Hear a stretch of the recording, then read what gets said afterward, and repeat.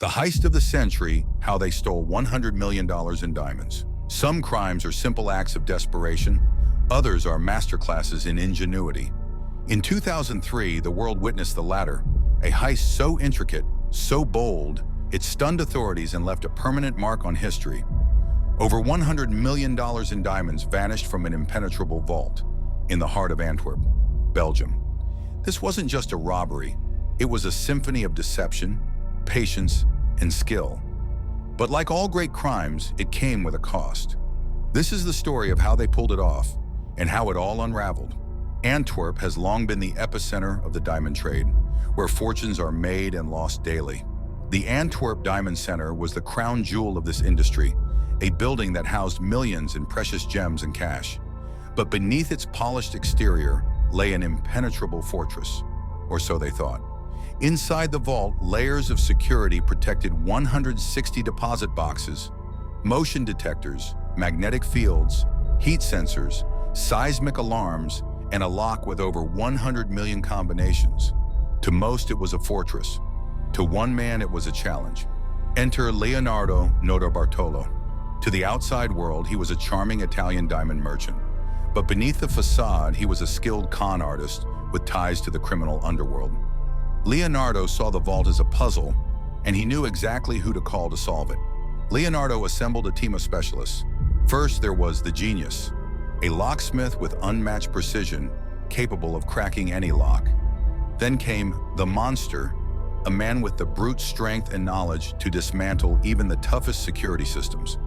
Next was the king of keys, an expert in creating duplicate keys from memory.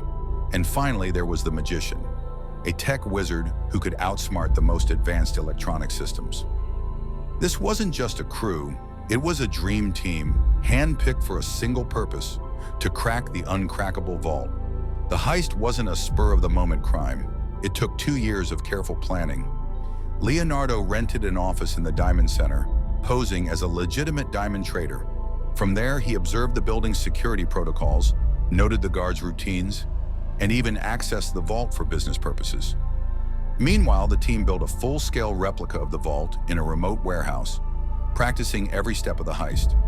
They rehearsed disabling motion detectors, bypassing magnetic fields, and cracking the complex lock. They knew every move they would make that night. But no plan is perfect.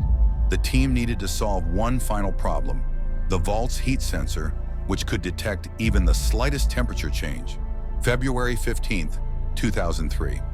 The night had arrived. With the city asleep, the team made their move. Leonardo used a forged key to enter the building. Once inside, they set to work. The genius used an aluminum shield to blind the motion detectors, while the magician jammed the security cameras. The monster's raw strength came into play as he removed the magnetic plate guarding the vault. Finally, the genius worked his magic, cracking the lock in under 10 minutes. Inside the vault, they faced 160 deposit boxes, each reinforced with steel. One by one, they pried them open, filling bags with diamonds, gold, and cash. By dawn, they were gone, leaving behind an empty vault and baffled investigators. The next morning, panic erupted at the Diamond Center. Authorities found the vault completely empty, with no sign of forced entry. For days, the heist dominated headlines. How had they bypassed the state-of-the-art security? Who were these masterminds?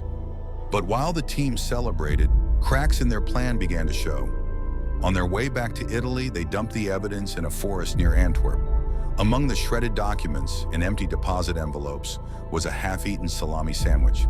The sandwich proved to be their undoing. Investigators traced the DNA on it back to Leonardo Notarbartolo, leading to his arrest. Under questioning, he claimed he was only a small player in a much larger conspiracy.